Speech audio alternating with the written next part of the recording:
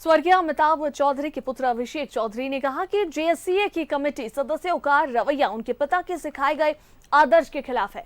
अमिताभ चौधरी को यह कभी मंजूर नहीं होता कि उनकी सोने से जड़ी मूर्ति लगाकर फिजूल खर्ची की जाए। अभिषेक चौधरी से बात की हमारे संवाददाता शहनवाज अख्तर ने। स्वर्गीय अमिताभ चौधरी जी की पहली पुण्यतिथि है।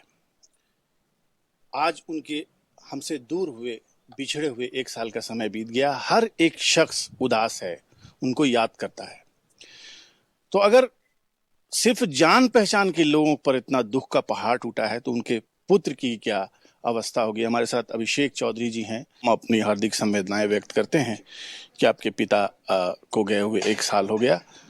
आपके जीवन में इस तरह का मतलब जो दुख का पहाड़ टूटा उसको लेकर के आपके क्या उद्गार हैं?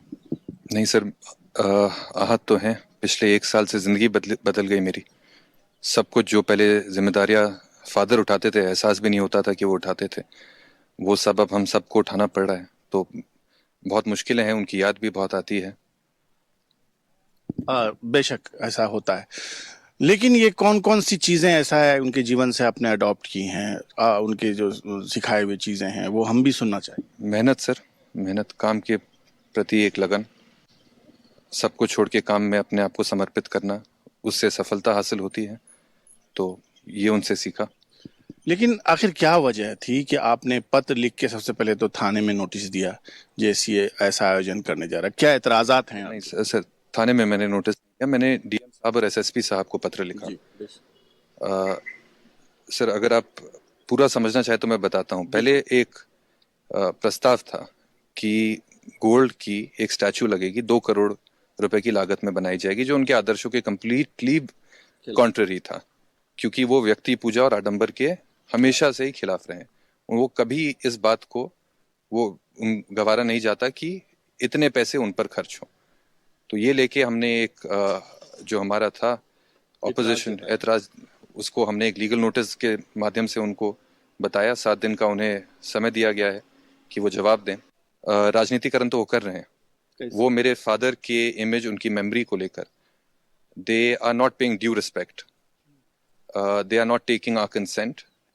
एंड मेरे जो पास्ट एक्सपीरियंसेस हुए मैं उनको आप बता देता हूँ। फोटो खिंचवाने सर एक चीज़ होती है, असल में इज्जत देना बहुत अलग चीज़ होती है।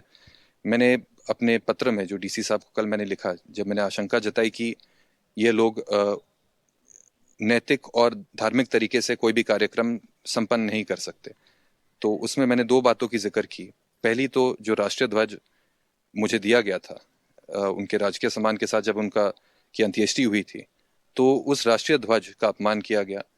उसके जो लेबल्स होते हैं, 3 अलग अलग लेबल्स होते हैं, saffron, white, green, they must be in proportion with each other. They were framed in a manner that mutilates the national flag.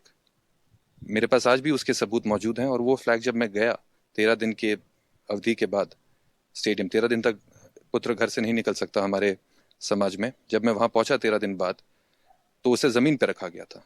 मुझे इनविटेशन देना उनके लिए कोई उनका दायित्व नहीं था, लेकिन बनारस से पंडित बुला के, यहाँ पे जेएससीए के एक्सपेंस पे पंडित बुला के उससे पूजा करवाना।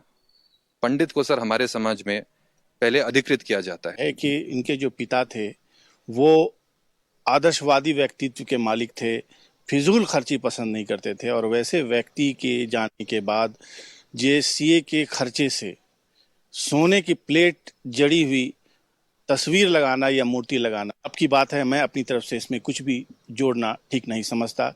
कैमरामैन कुणाल के साथ मैं शहनवाज अख्तर, न्यूज़ 11 भारत, रांची।